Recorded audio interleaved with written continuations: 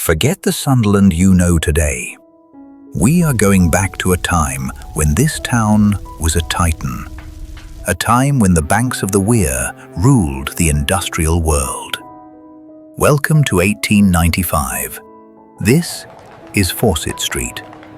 At the turn of the century, this wasn't just a high street. It was a statement of immense wealth, built to rival anything in London. Look at the prosperity. The architecture here speaks of confidence. The electric trams were brand new technology, sparking a revolution in how we lived. But this elegance was forged in fire.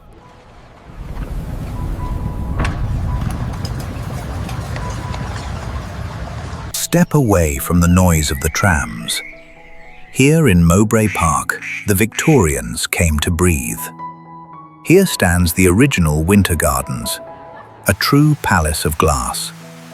It was a tropical paradise in the middle of the industrial north, filled with exotic plants from the furthest corners of the empire.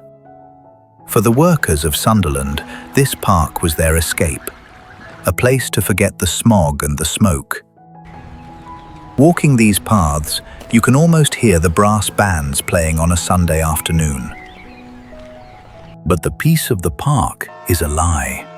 Down here, on the river, the beast never sleeps. This is the River Wear. In 1895, it is the busiest shipbuilding river on Earth. Thousands of men, riveters, platers, welders, they work in the shadow of the ships they build. Ships that will carry the name Sunderland to every port in the world. Above them, the railway connects the coal fields to the sea. The coal goes out, the money comes in. It is a cycle that feels like it will last forever. Leaving the river, we head to High Street West. This is where the city truly lives.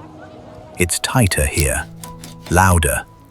The air smells of salt, spices, and coal. Every shop is full, and on every corner, a public house. The pubs of Sunderland were the community centres of the age. As the sun begins to dip below the horizon, the character of the street changes. The gas lamps flicker to life, painting the wet cobbles in gold. Night falls over Sunderland. But the industry doesn't stop. Even in the dark, you can see the glow of the furnaces reflecting off the clouds. Walking these streets today, the ghosts of 1895 are still there. You just have to look up, above the modern shop fronts, to see the stone legacy they left behind.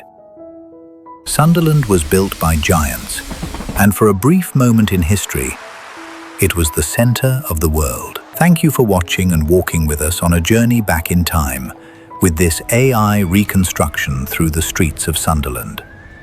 Please turn on that notification bell and subscribe to Northern Studios so you don't miss the next video. Where do you think we should travel to next? Let us know in the comments below.